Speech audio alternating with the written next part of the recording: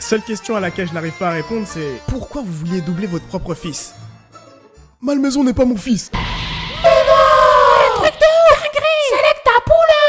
J'ai aimé sa mère plus que tout au monde. Je l'ai rencontrée alors que nous faisions du théâtre tous les deux. Ah, flashback l'enfoiré. Mais toi aussi tu l'as fait. Vas-y, continue. C'était une comédienne de talent. Brigitte et moi, Rigole pas. nous filions le parfait amour. Elle était appréciée de tout le milieu du théâtre et du cinéma. Quand elle est tombée enceinte, j'étais l'homme le plus heureux du monde. L'écureuil le plus heureux du monde. Mais il y a maintenant 10 ans, Malmaison en avait 6 et Brigitte nous a quittés à cause d'un cancer.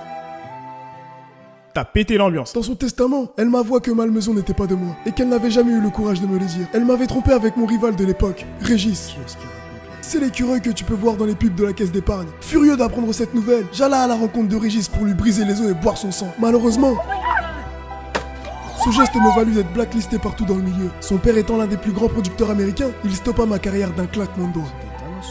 Étant le digne fils de sa mère, Malmaison était lui aussi apprécié de tous, et tout le monde reconnaissait son talent. Mais moi, de mon côté, plus il grandissait, plus il me rappelait son vrai père, et la raison pour laquelle ma carrière a sombré. Quand j'ai vu qu'il avait l'opportunité d'avoir ce rôle, je me suis dit que c'était injuste, que je n'avais rien fait pour mériter tout ça. Alors avec l'aide d'Alvin, j'ai décidé de l'empêcher d'avoir ce rôle, en lui mettant un peu de jumping on dans ses clusters au petit déjeuner. Wouah, t'es brosson comme type. Tu mérites bien d'être cancel, toi. Ah, t'es parti le chercher ton bad buzz. Hein. Je crois que dans le showbiz, t'es encore plus tricard qu'un pangolin. C'était juste le temps du casting, je ne savais pas qu'il pouvait en mourir. Mais pourquoi vous m'avez appelé? Vous saviez très bien que ça allait remonter jusqu'à vous. Pour être honnête, je pensais que tu trouverais le dealer et qu'on appellerait la police à ce moment-là. Si Malmaison était resté paralysé comme les autres, Gold ne m'aurait jamais envoyé chez El Chapeau. Et votre plan aurait pu marcher. Qu'est-ce que tu comptes faire maintenant? Ce que j'aurais dû faire depuis le début. Appeler la police.